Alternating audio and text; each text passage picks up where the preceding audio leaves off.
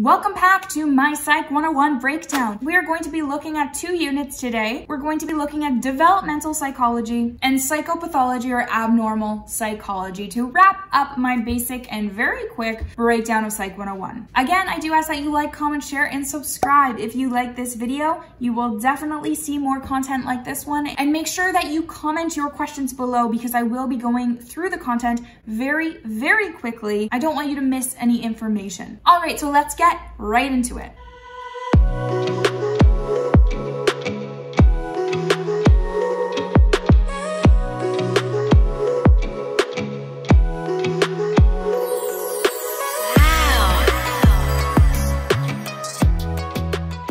Developmental psychology. Specifically here, we looked at motivation and emotional processes. The big psychologist that you really need to know for this content is Piaget, and specifically his theory of development. Piaget believed that we go through 4 stages of development from infancy all the way to 12 plus years. The first stage that we go through is called sensory motor, and this is from age 0, so right from when you're born, all the way to age 2. And here, we essentially like to explore the world through our sensations. The big thing that you need to know for this stage is that children tend to learn object permanence, which is believing that an object can exist even when you don't see it. Here's my laptop. Baby, under 2, sees this lip chap, knows that it exists, doesn't see it, thinks that it's gone.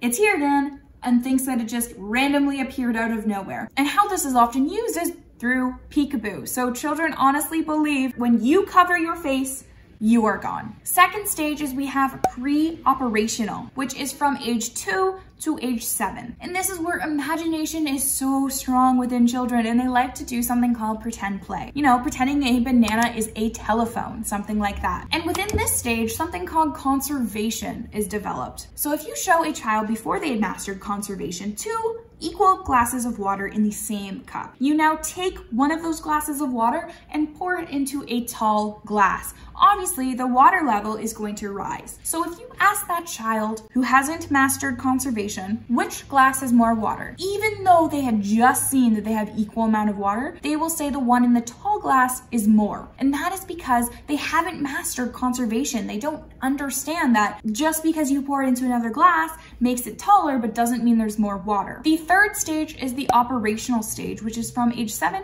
to 11. And this is when concepts are very attached to concrete situations. They cannot reason abstractly at all. However, they start to learn how to reason through complex problems. The final stage is formal operational, and Piaget believed you achieve formal operation at age 12 and you stay in this stage all throughout your life. And here, children can reason abstractly, they can think about things like love, really understand and formulate a good metaphor. The last thing that's super important for the developmental psychology part of Psych 101 is the theory of mind concept, which is essentially our ability to take on the perspectives of others. This develops around age 4 to 5. And the prime example of this is a box of crayons, okay? You present a box of crayons to a 3-year-old, for example, so before theory of mind has developed, and you ask, what's in this box? They see that it's a box of crayons, so they say, crayons. You open it up, and elastics fall out. Craziness. They're shocked, they're surprised. And then you ask, now Sally, you know, the girl down the street who has not seen this happen, what is she gonna think is in the box here? Now that child will say elastics because they cannot figure out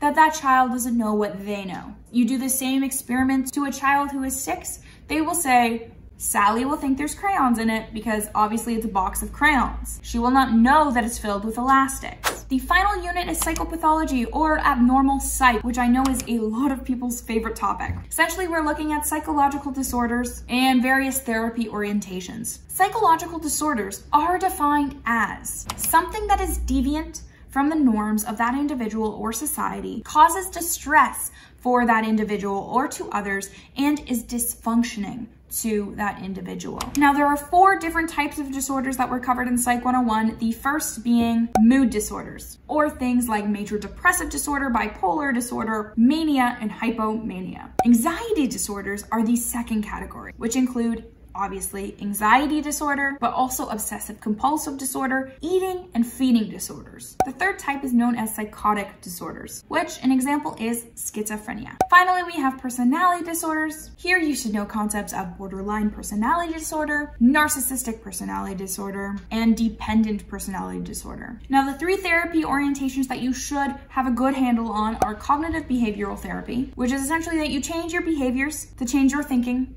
to change your life. Then there's psychodynamic theory, which is all about the unconscious and its power in our lives. And third, you have person-centered therapy, which is essentially known as its unconditional positive regard.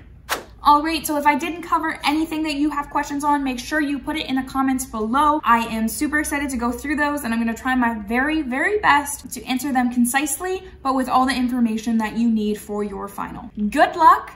I hope you enjoyed your Psych 101 course, and I hope this video made it a little bit more clear, or at least told you what you need to know for sure. If there were any names that I did mention, you have to know them. If there are any theories that I did mention, you have to know them. Experiments that I mentioned as well, you should know how they went about doing the experiment and the results in full. All right, thanks for sticking around for the video. I really wish you good luck on your exam, and I will see you again on Monday.